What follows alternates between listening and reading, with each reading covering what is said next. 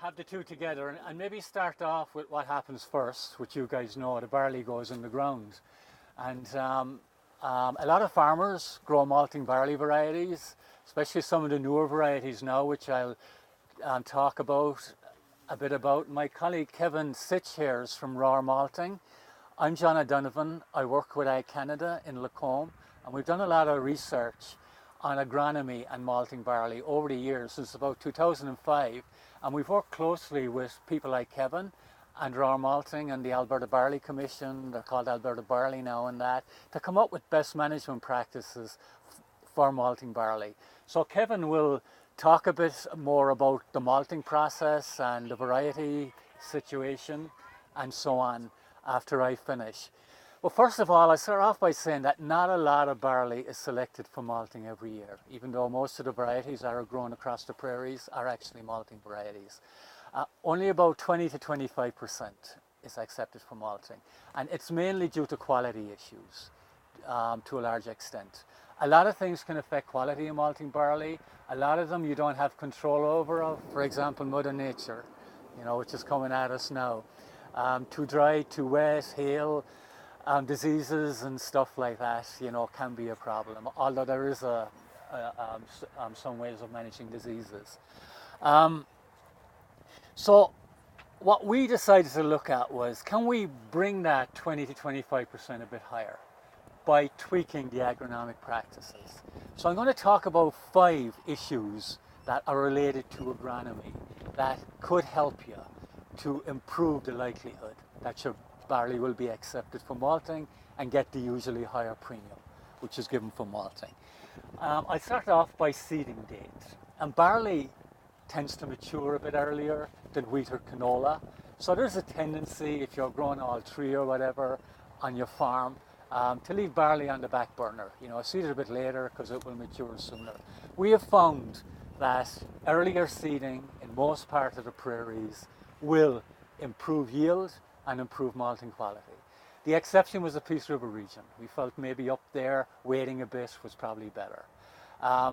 You get higher yields, lower protein by seeding early. And protein is very, very important. And Kevin may elaborate on that later. And the maltsters like between 11 and 12.5%. If they got lots of good barley, they're going to be pretty selective and stay below that 12.5%. So seeding early will bring down the protein level a bit. Not by an awful lot, but it's number one factor I'm going to talk about. Everything adds up towards improving the likelihood that you'll get good malting barley grade. The second issue is seeding rate.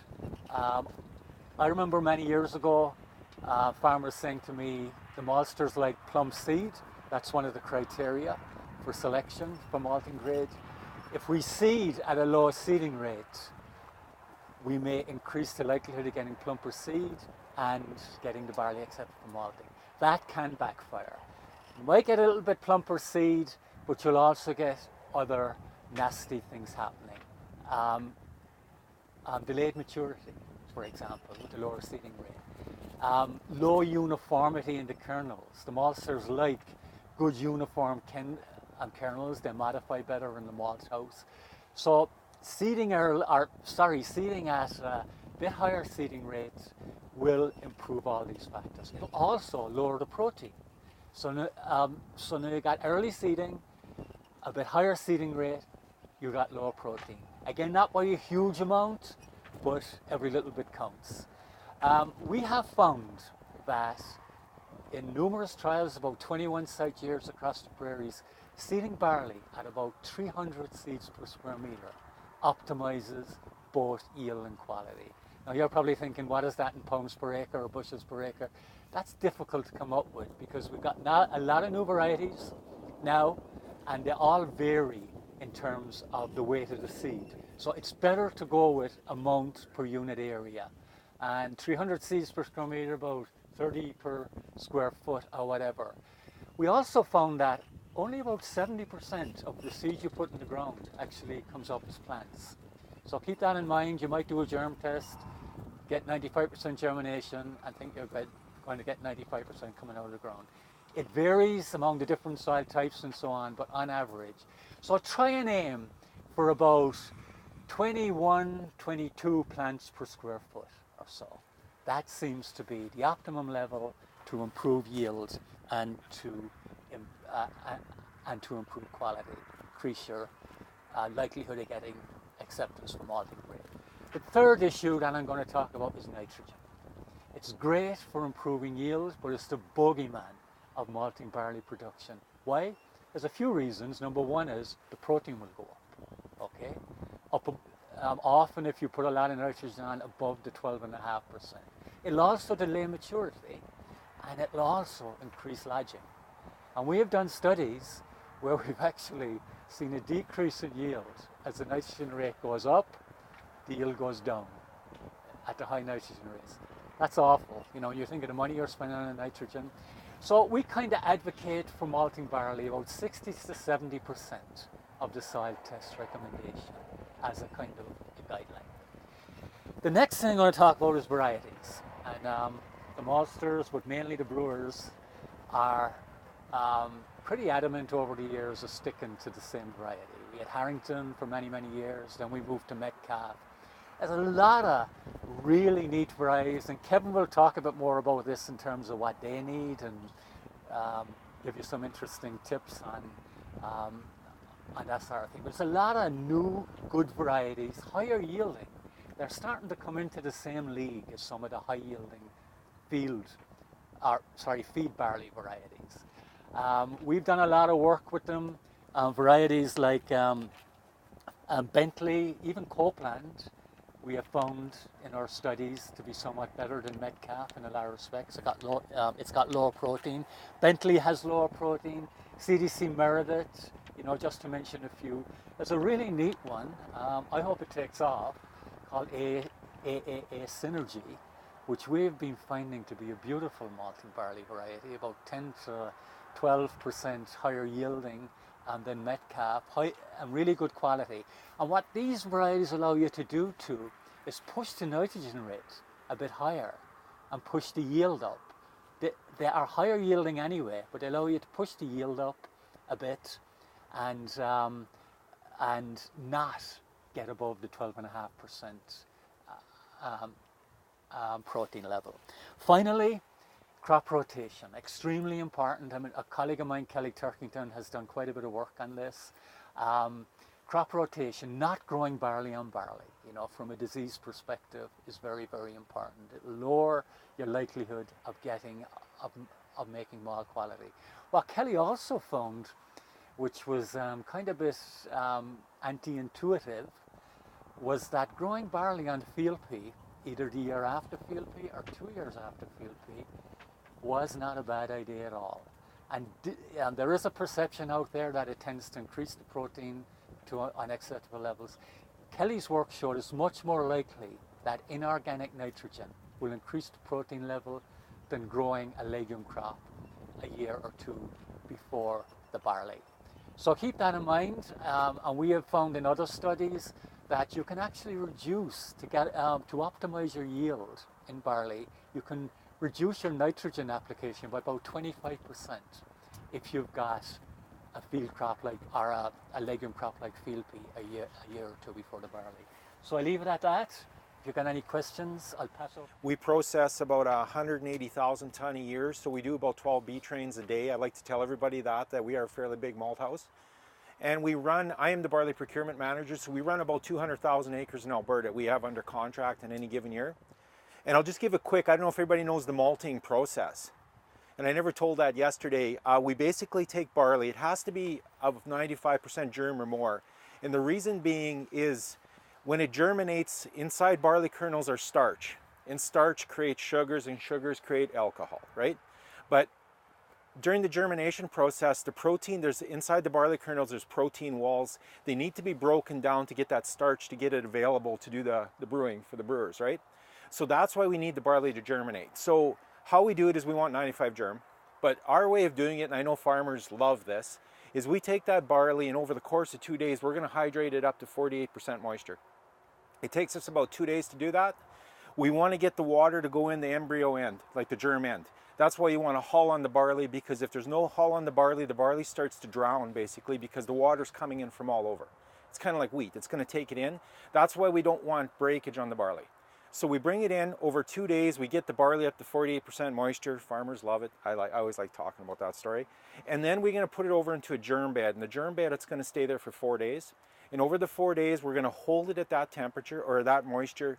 We're going to be just keeping it about 16 to 20 degrees, depending how hot the barley is. And over the course of that, we should see a sprout on it about, we love to see a half-inch sprout on it. From there, it goes over to the kilns, which are the dryers. And from there, we dry it right back down to 4% moisture. Over the course of 21 hours, we'll dry it down to 4%. There's where we can set the color for yourself. But what it does is by taking it down to 4% moisture, it puts it into a dormancy state. It's like putting it into a freezer state.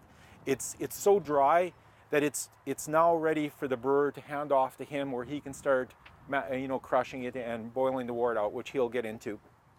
So that's the big part. Now, we've probably all heard about the craft brewing industry. It's been taken by storm, and Cooley's doing really well here. And I just want to talk quickly about varieties. I know everybody's talked about Metcalf, a great variety. It's been around a long time. It's a very high enzyme variety, meaning that it has it can take a lot of other free starches and convert it. So for like an Anheuser-Busch or Molson Canadian, Metcalf works good because they can put rice starch, corn starches in. So it's kind of an adjunct beer. I'm not downplaying it, it's a good beer, but it's different. So out of a bushel of Metcalf, you might get 500 bottles of beer.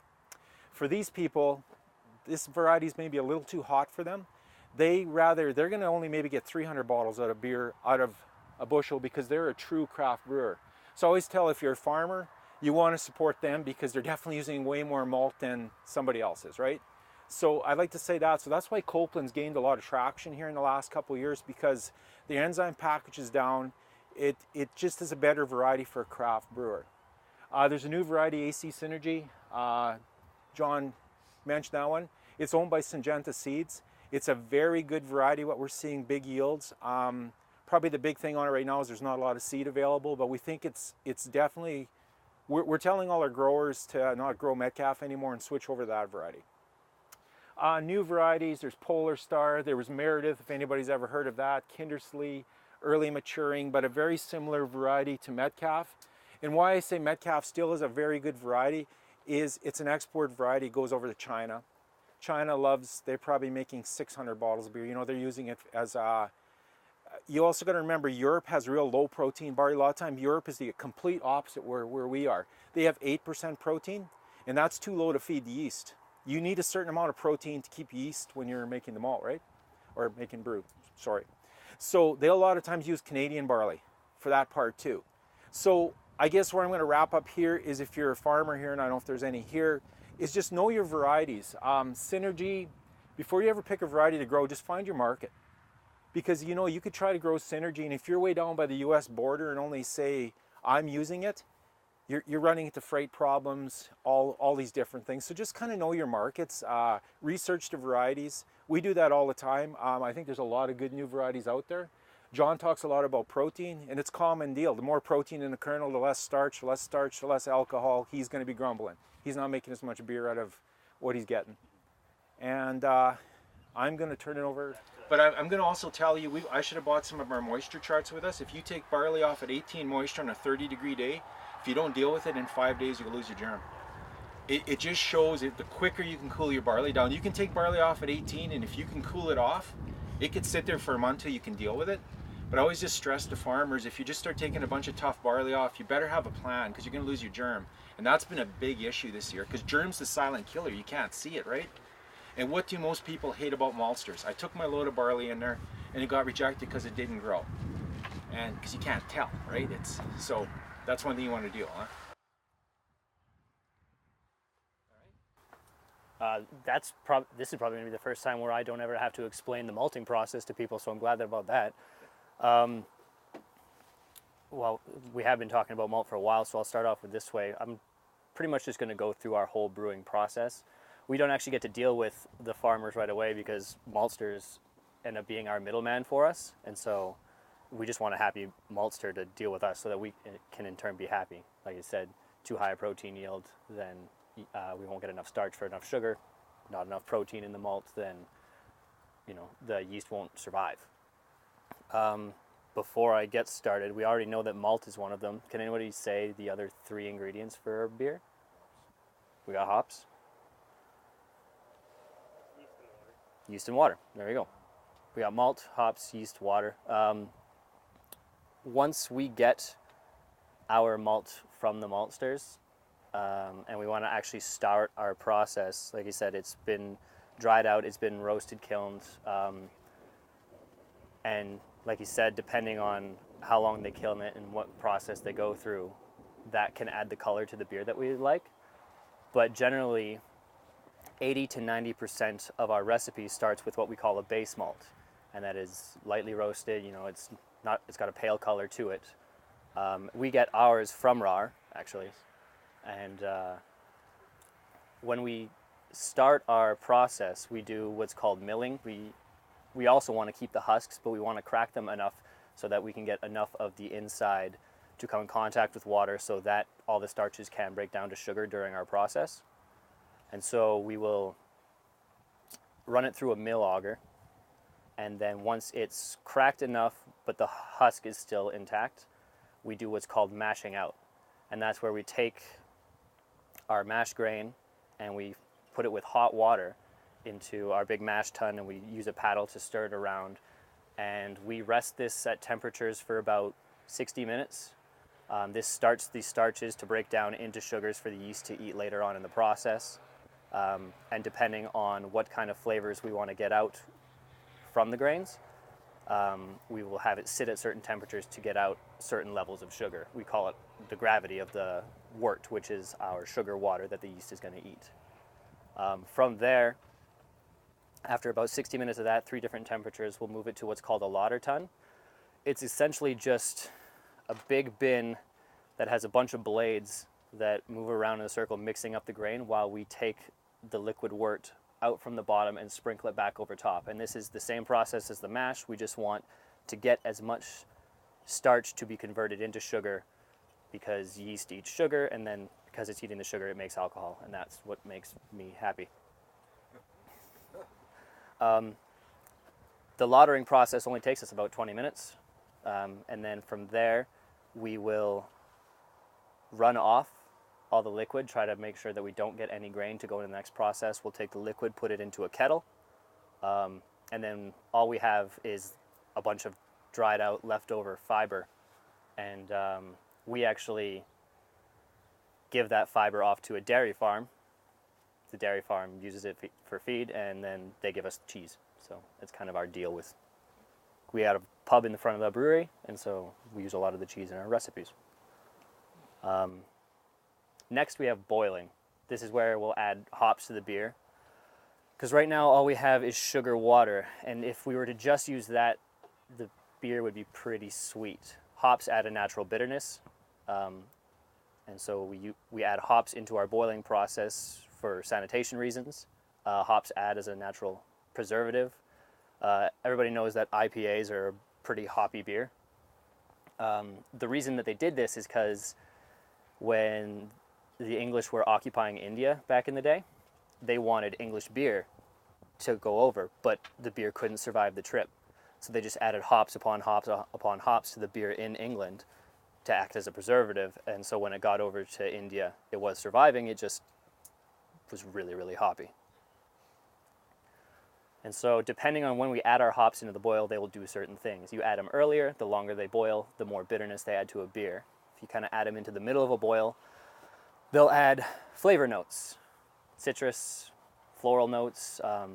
European hops are pretty famous for spicy notes to them, some clove, that kind of thing. And then when you get your hoppy smell in an IPA, that's because they'll add them right at the end of the boil, and all the volatile acids in a hop will just come through as a smell. And so we'll do this, as well as if we need to add any other ingredients, any spices that we want to add to a Hefeweizen or something like that. And then after the boil's done, we move it to a whirlpool. And this is another problem where too much protein can turn out to an issue with us with the grain. a lot of it won't coagulate the way we want, and we'll have too much protein going into the final product where we have yeast. And so a whirlpool is just a big bin where we take our almost beer and we just start spinning it on itself. And all the proteins, all the hop husks, and any grain that made it through will start to build up in a cone in the middle. And finally, when we have our clear product and it's starting to chill down, we chill it even more to about room temperature for an ale, about 3 degrees for a lager. And we send it off to fermenters where we have pitched yeast waiting for it. And an ale ferments, like I said, at about room temperature. So because it's warmer, it's a higher energy system. The yeast eats less of the sugars, which is why an ale also generally has more flavors to it than a lager will. A lager yeast likes to eat every sugar available, and it likes to take its time doing it, so when your end product comes out, it's a cleaner, crisper beer. Ales take about 7 to 10 days to ferment, and then we gotta chill them and filter them for another week or so. Lagers will take about twice that time, so about a month for the whole process. And then all that's left for us is to package them and can them, and then we're gonna start distributing them out through southern Alberta. Do we have any questions on the brewing process, or do people just want more beer? Well, you answered my question. Which was? I want more. You want more beer? Yeah, all right. It's a good question, actually. Yeah. So if you have a stout, does that take even longer to? No. Stout we count as an ale. Okay. So it'll use an ale yeast to ferment. It's actually the maltsters that give us that darkness in the stout. They, depending on how long they roast it, it's like coffee beans, honestly. Right. You roast it for longer, it gets a more roasty flavor, which is why when you have a coffee stout, it kind of has that coffee flavor to it. Lots of brewers won't even add any coffee grounds or anything into the brew process. And it also has a lot to do with the water. In the UK, where stouts were kind of becoming big, it was because the water was so hard that if you were to make a lighter, crisper beer, the impurities in the water would kind of come through in the flavor. It's easier to hide those things in a dark, heavy beer. Same thing with fruit flavors. That's actually the yeast in most instances, or at least stone fruit flavors. If you get like a citrusy beer or like an orange flavor beer or something with grapefruit or banana in it, we don't actually add those ingredients into the beer. That's all the yeast and the hops and the grain doing the flavor for us. Some orange beers will add maybe like orange rinds into it, but never like full fruits or anything like that. It's a different kind of sugar that comes out in a fruit as well, which is why it's hard to add As an into old it. beer drinker, I don't know. A citrusy beer doesn't turn me on. No. And that's just kind of a rule of thumb. Some recipes, some brewers will add maybe some fruit to it or not, but we haven't been. Right.